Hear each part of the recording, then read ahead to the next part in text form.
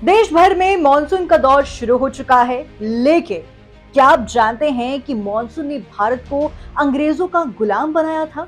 America और चीन छोड़िए, मॉनसून के बूते भारत सदियों तक दुनिया की नंबर 1 इकोनॉमी रहा है। तो वहीं मॉनसून ही सरकार का बही खाता चलाता है। चौंकिए मत, ये सच है। मॉनसून इतना ताकतवर कैसे बना, आइए जानते हैं सब कुछ।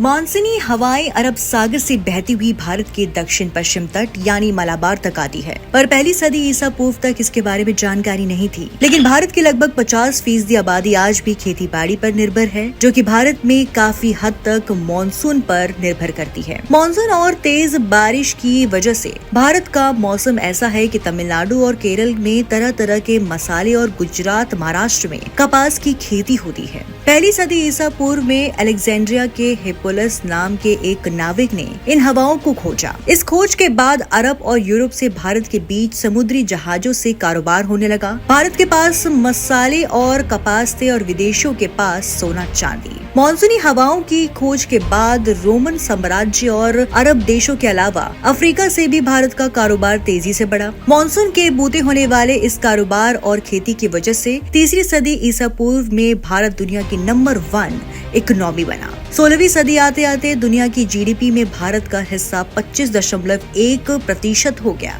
मसालों का राजा ब्लैक गोल्ड कहे जाने वाले काली मिर्च की पैदावार के लिए गर्मी, ह्यूमिडिटी और खूब पानी चाहिए। वेस्टर्न घाट इन तीनों पैमाने पर खरा उतरा है। करीब 2600 साल पहले काली मिर्च अरब देशों तक पहुंचाने लगी। रोम अरब से काली मिर्च खरीदकर यूरोप में बेचने लगा। यूरोपीय लोगों को काली मिर्च और भारतीय मसाले इतने पसंद आए कि कारोबारी उनकी मांग पूरी नहीं कर पा रहे थे। इसी बीच पुर्तगाल के राजा प्रिंस हेनरी ने नए रूट की खोज के लिए शिप बिल्डिंग प्रोग्राम शुरू किया। 8 महीने के सफर के बाद 20 मई 1998 की वो केरल के कालीकट पहुंचा। 3 महीने बाद वास्को डी गामा अपने साथ काली मिर्च लेकर पुर्तगाल वापस आ गया और उन्हें 60 गुना मुनाफे पर बेचा। इसके बाद डच और अंग्रेज भी भारत आने लगे। 15वीं सदी में इन्हीं मसालों के कारोबार के बहाने पहले पुर्तगालियों ने और फिर 17वीं सदी में अंग्रेजों ने भारत को गुलाम बनाया।